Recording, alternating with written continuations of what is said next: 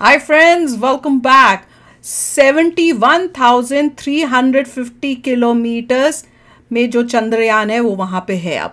और अब मिली है हैरान कर देने वाली खबर।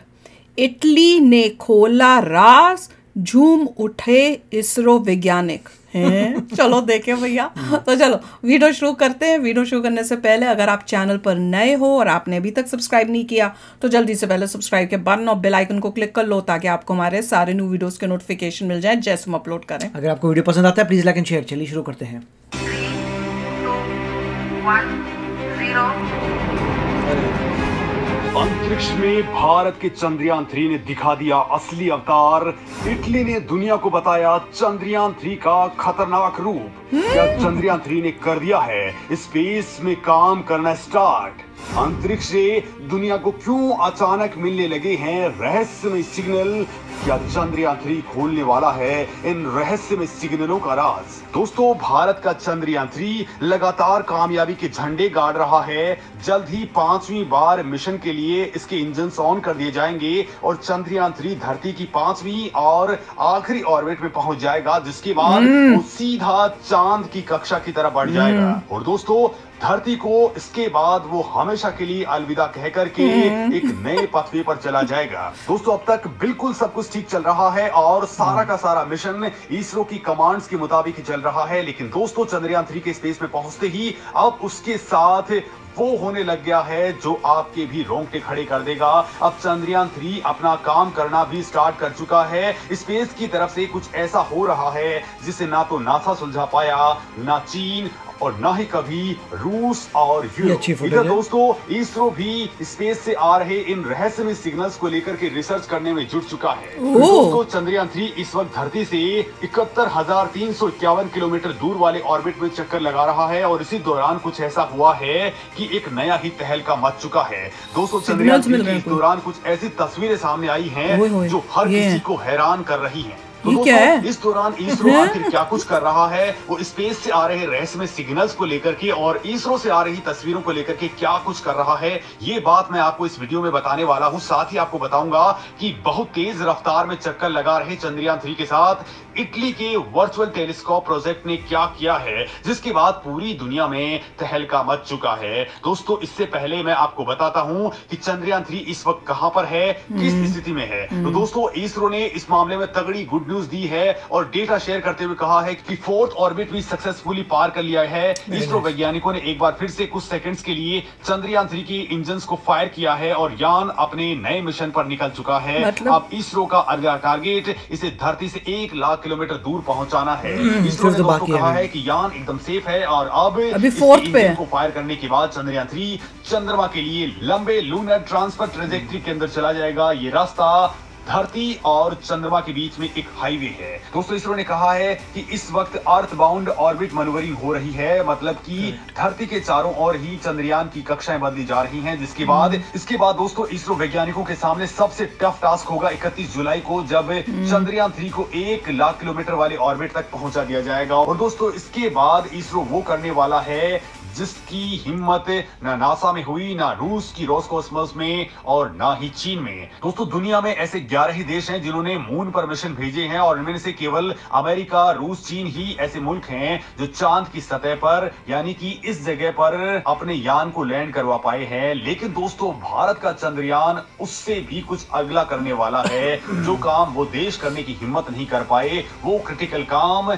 चंद्रयान 3 करने वाला है। चंद्रयान 3 चांद के इस दक्षिणी ध्रुव के पास में उतरने वाला है जहां सूरज की रोशनी बहुत कम पहुंचती है। और भी डिफिकल्ट बात तो यह है कि यहाँ पर तापमान माइनस में 200 डिग्री सेल्सियस तक चला जाता है और इसी जगह पर अब भारत करामात करने वाला है। भारत मैंजिनस यू क्रेटर के पास में अपना यान भेज रहा है। चंद्रयान 3 को दक्षिणी ध्रुव पर नहीं उतारा जा रहा, बल्कि दक्षिणी ध्रुव के बिल्कुल पास में उतारा जा रहा है। पूरी वजह यहाँ का जटिल तापमान है। दरअसल दोस्तों, ध्रुव पर तो रोशनी बिल्कुल भी नहीं रहती है और इस मुश्किल मिशन को लेकर के इसरो पहले से ही बेहद सतर्क है। चंद्रयान 3 का लैंडर और रोवर सौर ऊर्जा से चलेंगे। ऐसे में दोस्तों, दक्षिण ध्रुव पर ही बिल्कुल चंद्रयान 3 को उतार दिया गया तो सूरज की रोशनी नहीं मिल पाएगी, जिसके कारण मिशन फेल हो सकता है। लिहाजा दोस्तों, चंद्रयान को दक्षिण ध्रुव के पास में उतारा जा रहा है। इस दुर्गम स्थान के पास में मून मिशन को लैंड करवाने की किसी भी देश की अब तक हिम्मत नहीं हुई है। दोस्तों दक्षिणी ध्रुव के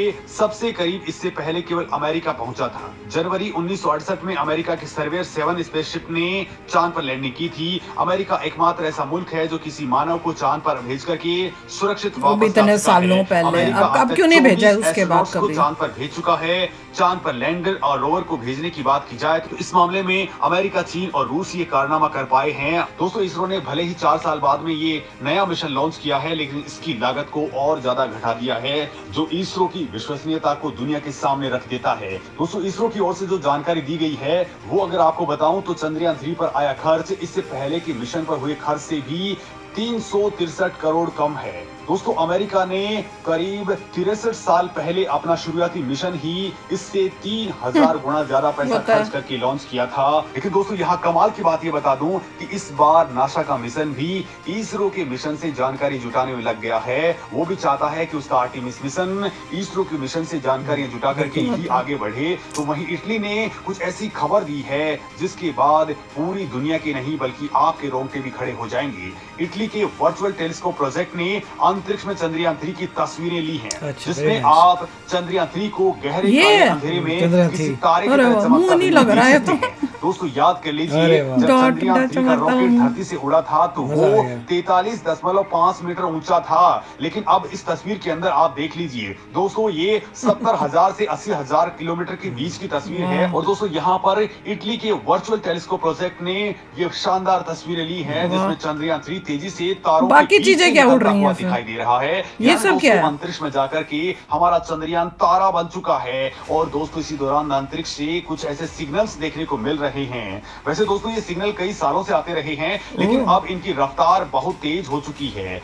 तो कुछ लोग इस दौरान कहने लग गए हैं कि चांद पर भारत की धमक के बीच कोई एलियन हरकत तो नहीं है, क्योंकि ये सिग्नल हर 20 मिनट में रिपीट हो रहे हैं। तो रिपोर्ट्स के मुताबिक अंतरिक्ष का एक अज्ञात स्रोत साल 1988 के आसपास से ही धरती की ओर ये रेडियो बस्ट भेज रहा है। इसको लेकर के काफी रिसर्च हो चुकी है, लेकिन अभी तक ये क्लियर नहीं हो पाया कि इसका स्रोत क्या है, तरंगों की प्रवृत्ति किस टाइप की है और इसका मॉडल किस तरह का है। इस पर रिसर्च लगातार चल रही है। पिछले 35 सालों से ये स्रोत नियमित रूप से 20 मिनट के अंतराल से ये बस्ट भेज रहा है, जिसकी चमक काफी ज्यादा होती है। ये उत्सर्जन कुछ पल्सर से मिलता हुआ दिखाई देता है, जो मिली सेकंड से लेकर के कई सेकंड्स तक के रहते हैं। दोस्तों अब नया खोजा गया स्रोत रेडियो सिग्नल भेज रहा है जो 21 मिनट की अवधि में पल्स होता है। दोस्तों पल्सर न्यूट्रॉन तारे होते हैं जो तेजी से घूमते हैं और रेडियो विस्फोट करते हैं। दोस्तों वैज्ञानिकों का मानना है कि ये प्रक्रिया केवल तभी काम कर सकती है जब पल्सर का चुंबकीय क्षेत्र मजबूत होगा और वो काफी तेजी से घूम रहा हो। अगर ऐसा नहीं है तो पृथ्वी से पल्सर को देखने के लिए पर्याप्त ऊर्जा नहीं होगी। वहीं वैज्ञानिकों ने इस पल्सर को GPMJ 183910 नाम दिया है। ये वस्तु डेथ लाइन से कहीं ज्यादा आगे की है। अगर ये पल्सर है तो ये उन तरीकों से काम करता हुआ प्रतीत होता है जिन्हें वैज्ञानिक असंभव मानते हैं। वैसे दोस्तों इसका सीधे तौर पर तो चंद्रयान से कोई लेना देना नहीं है, लेकिन जब से चंद्रयान गया है तब इनकी फ्रीक्वेंसी बहुत ज्यादा हो चुकी है, जिसको लेकर के वैज्ञानिकों की काफी समय से हो चुकी है और इसरो भी इस मामले में अब रिसर्च के लिए आगे बढ़ चुका है। दोस्तों आपका इस मामले में क्या कहना है, कमेंट करके जरूर बताएं। यार ये तो बड़ी इंटरेस्टिंग न्यूज़ है कि जैसे जैसे हम मून के पास जाने लगे हैं वहां से वो कह रहे हैं उसकी भी फ्रीक्वेंसी बढ़ गई है। उसकी देखिए ये है कि क्योंकि हम फोकस कर रहे हैं इससे में ज़्यादा नज़र आ रहा है। फोकस कर रहे हैं। बहुत अच्छा था इटली के जो टेलीस्कोप है उसने पूरा दिखाया है कि ब्यूटीफुली चंद्रयान नजर आ रहा है। कितना सुंदर लग रहा था, छोटा सा डॉट, बहुत ही कमाल की बात है। छोटू मून लग रहा था। उन्होंने ट्रेस भी कर लिया, पूरी ट्रैजेक्टरी देख के पता भी कर लिया कि यहाँ से गुजरेगा, उसमें लॉक भी कर लिया। इसलिए कह रहे वर्चुअल टेलीस्कोप है, क्योंकि वैसे टेलीस्कोप हिला नहीं सकता कोई बंदा, तो वर्चुअल टेलीस्कोप पता नहीं कैसे बनाया है, मगर इट्स अमेजिंग टू सी कैसे ट्रैक कर रहे हैं। कमाल है। फोटोज मतलब चलते हुए ऑब्जेक्ट की उन्होंने फोटोज ले ली, पूरा कर लिया। इट इज़ अमेजिंग और शेयर भी कर रहे हैं। और ये बहुत ही क्रिटिकल है कि लैंड करे, जिससे आगे मून के मिशन अभी बहुत प्लान्ड है। पता लग रहा था काफ़ी कंट्रीज़ हैं जो हमारे बाद भी करने वाली हैं, जिन का फेल हुआ था वो दोबारा ट्राई करेंगे। जापान का फेल हुआ था, यूरोप वगैरह का फेल हो, सब के सब लाइन अप हुए हैं करने के लिए। बहुत ज़रूरी है कि ये सक्सेसफुल हो, मज़ा आ जाएगा, क्योंकि हमें फोर्थ बनना है। हमारे पीछे भी जनता बैठी है जो कोशिश करी कि वो फोर्थ बने। नहीं, फोर्थ तो बनेंगे तो हम ही बनेंगे। बिल्कुल, वेरी नाइस। अब ये देखना है ये सिग्नल्स क्या है, एक और नई जो इन्फॉर्मेशन। हाँ, मतलब ये अच्छी बात है। और साथ में जो इमेज दिखाई थी, शेयर की थी, वो अमेजिंग थी, सुंदर थी, बहुत ही अमेजिंग। जैसे कहते हैं फोर्थ ऑर्बिट खत्म हो गया है, फिफ्थ अभी शुरू होगा। मेन जुलाई 31 है, उसके बाद फिर बस जुलाई 31 को असला स्लिंग शॉट होगा, मजा आ जाएगा। तब बस बहुत एक्साइटमेंट बढ़ती जा रही है यार। तो चलो शेयर करना अपने थॉट्स, चलते हैं, मिलेंगे नेक्स्ट वीडियो में बहुत ही जल्द। Till then take care and bye bye. तो अगर आप मेरे इस चैनल पे नए हो तो जल्दी से सब्सक्राइब के बटन को हिट करो और बेल आइकन को क्लिक करो, ताकि आपको मेरा जब नया वीडियो मैं लगाऊं आपको उसके बारे में जल्दी से पता चल जाए।